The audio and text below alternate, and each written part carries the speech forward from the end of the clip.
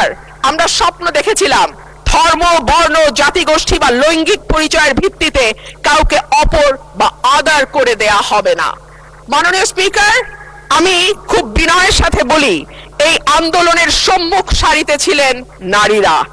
এক ঝাঁক নতুন প্রজন্মের তরুণ মুখ আমরা পেয়েছিলাম। সেই নারীরা 1 বছর পার না হতে হারিয়ে গেলেন কেন 7 জন নারী সাংসদের এই সংসদে, সেই প্রশ্নটা আমি আপনাদের কাছে রেখে যাচ্ছি। মিছিলের সামনের সারিতে নারীর প্রয়োজন হয়, পুলিশের টিয়ার শেল, লাঠিচার্জের সামনে নারী ঢাল হয়ে দাঁড়ায়। অস্থির সময় নারীর সাহায্য ছাড়া পার হওয়া যায় না, আর সবকিছু যখন ঠিক হয় তখন নারী হয়ে যায় ট্রোলের বস্তু।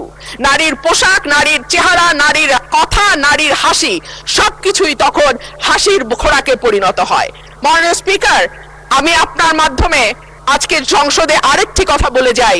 52% মানুষকে পেছনে ফেলে নতুন বাংলাদেশ রচনার কোনো চিন্তা যদি কেউ করে থাকে, সেটা কখনো সম্ভব না, কোনো দিন সম্ভব না।